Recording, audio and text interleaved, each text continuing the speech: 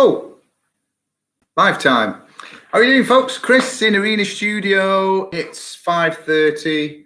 Every Wednesday we do a live stream, don't we, where we can all catch up, have a little chat and find out what's going on in the wonderful world of music.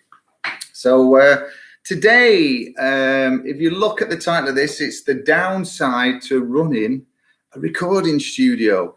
You know, when you're young and you're starting out in this game and you get a little bit of software at home, in my days it was 4-track sort of little recorders, Porter Studios and things like that. You dream about running and owning a professional recording studio, and you work in a few and you learn your skills over these years and years and years, and then you suddenly discover that when you actually get there, it's tough, the journey, but sometimes it's the most frustrating thing going.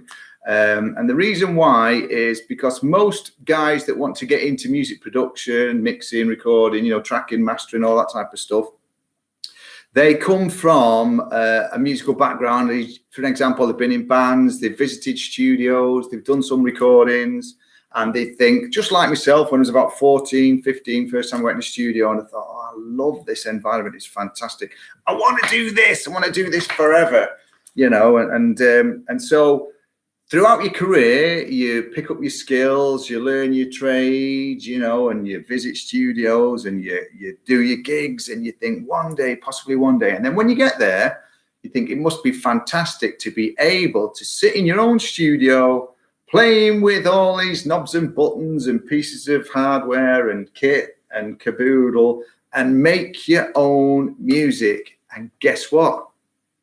You don't get that opportunity. You know, for myself, for the last probably 10, 12 years that I've been running Arena Studio, I've discovered that all my time goes on coaching the guitar students, mixing and recording tracks for rappers and bands and duos, etc. And you never get any time to play with this gear yourself. I remember one of the guys that was in a band with years ago, he said to me, it must be brilliant to own your own studio. And it is, you know, I'm blessed and I'm really privileged to do what I do day in, day out. But you never, in my you know, position anyway, I never get the opportunity to actually record and produce my own material.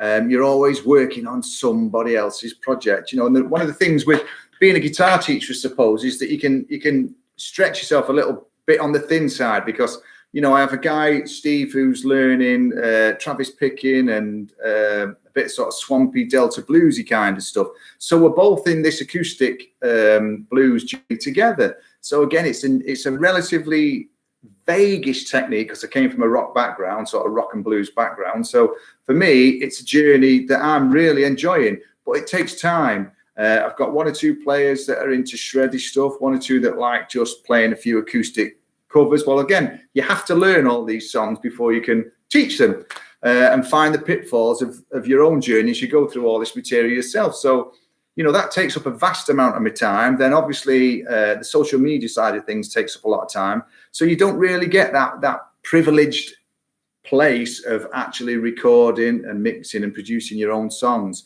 until now. Now we're talking, yeah, because this last week or two, I've finally caught up with everything. I've just got a bit of a remix of an old Michael Jackson song. I've got to start that at some point.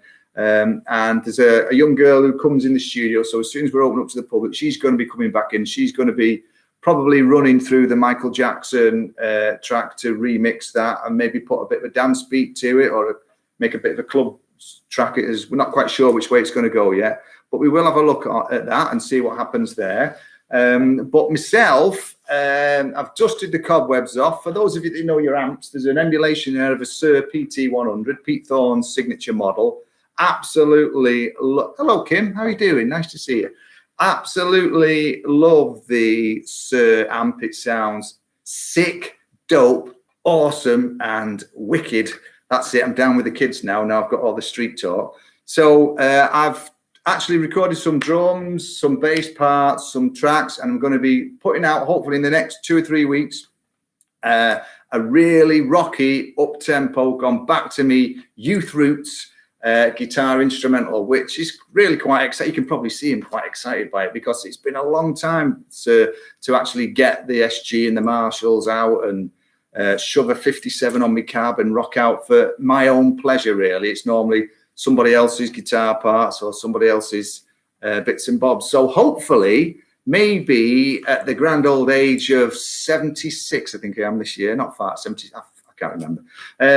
It'll be nice to actually get something of my own released and rock in and out there. And it turns out, evidently, that a lot of the underground guitar players that I talk to are saying that that's the way that it seems to be going. A lot of the rock bands that are coming through don't even have singers anymore. So maybe I'm going to be trendy. I don't know. So the idea is just to rip out and let one or two of the students who have probably never seen me doing anything like that see the potential and use it as a benchmark for them to maybe say, well, I want to be able to do this bit and that bit, and it's hopefully going to set the level for them and inspire them to play a little bit more, really. And I'm going to have a bit of fun on the journey as I go about my musical endeavours again. So yeah, it's great. It's very, very exciting, like I say, and I've got all the Valve preamps all plumbed in. I've got the Neve emulations in the UAD gear for all you guys that are into all the geeky stuff. The Marshall Plexis rigged up, the Sir emulations, I love that. Just throw that through a nice Valve preamp and it just oozes quality. And if I'm being truthful, I can't tell the difference between the software emulation when I bang it through the Valve preamps and the actual original amp. So I'm going to stick with the UAD one, which is fantastic. So the track, it's a really up-tempo thing. It's about 140 beats per minute. A lot of riffing guitars, and if you're into sort of rocky stuff, then I'm sure you're going to like it. So that'll be coming out in the next 2 or 3 weeks. Have I got anything to report before I start to bore myself?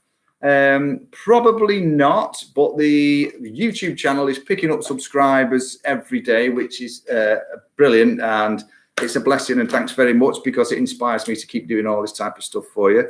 Also, there's a new video gets dropped on YouTube every single Friday at 8:30 in the morning. And from April, there's going to be some studio giveaways. And myself and young Amy, who's becoming like my apprentice in here because she's making a brilliant little producer and mixer. I'm really chuffed with Amy. She's about 18, I think 17, 18. And she's the only girl, really, that I've ever come across who's as geeky and mad about music production and engineering and things like that as myself, really. So we sort of get on great. She's going to be sitting in, recording and engineering a few of the sessions, and we're probably going to be giving a competition away for a band to come in, and we just want to test the equipment before we really have a big launch on it all again. And we're going to get them to come in and record maybe a couple of songs absolutely free of charge. So I'll keep you posted on that. It'll just be a case of just give us your details on the Arena Studio Facebook page. We'll pop you all into a hat, and then Amy will probably pick one out, possibly on a live stream. And the winners will get to come in the studio for a day or so, and we'll see what we can do for you. And Amy will work her magic on the miking and engineering of the drums, etc., which is actually gone back in the other room. But the kit will be in the drum booth, all mic'd up and ready to go. So that's the stuff that's happening over the next couple of weeks. I'm also looking at turning the performance area into a double use, really, for bands to come and rehearse, because I've been asked by a lot of people that they're struggling for rehearsal space now. So we're looking at putting the Mackie PA system in. Little Mapex Tornado drum kit will go in there as well. No backline as such yet. I've got to earn a bit of money before we can put some backline in there. But then we'll make it open to all the bands and the musicians around that can probably book in on maybe a quieter day when I've not got much on in the studio over a weekend, say a Saturday or a Sunday if there's nothing booked in. And you can get some quality rehearsal done with some quality gear as well. So it's all go, go, go. And it's great to just try and help all these bands and musicians out. And fingers crossed, we'll all be out of this lockdown soon and you can all get back to your live gigging. I'm also, this is what's going on, trying to remember everything, looking at live streaming some of the performances of the students that come into the studio. We can do that in the performance area. We've got a nice little stage, a nice black backdrop, and some real good fast internet connections now in the studio. So everything's looking great, where we can maybe even put on the odd show and they can get to experience that type of stuff as well. So again, that's for all the singers, the guitar players and all the students that come in. Hello, what's this? Mrs. Cragg, my band are called the Wombles. Please, can you put us in the draw? No. No favours. It's got to be all legit and above board this. So somebody gets a great opportunity to come in, and it's going to be great for Amy to work on the project as well for them. So it's exciting stuff. So keep your eyes open for my new song, my guitar instrumental. I love my. Don't you just love that? Don't you just look at that? That is just. I love that. I bought that years ago. It's a 1979 Gibson SG Firebrand. A little bit rare, the Firebrands now. They were a bit of a budget SG at one time, but that just absolutely screams. I love that guitar. No, you can't resist, can you, Mrs. Cragg? So that's about it really for this week's live stream. You know how it all works. If you want to send me any questions to do with guitar playing, music theory, vocals, if you need any tips on your singing, because don't forget, I did that for about 20 odd years as well. So been around the block, and I'm going round again, I think, this time. So yeah, you can send me a text or an email or message me on Arena Studio or PM me through me socials. I just love that as well. I love saying that. I don't know what it means, but I just love saying it.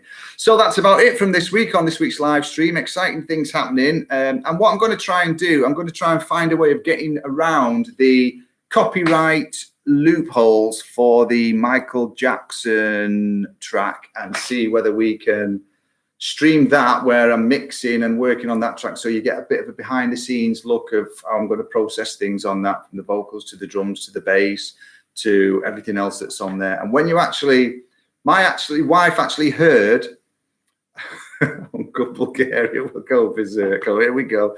My wife actually heard me play the lead vocal to Michael Jackson in isolation, and she said, "Who is that murdering a Michael Jackson song?" And I said, "It's Michael Jackson."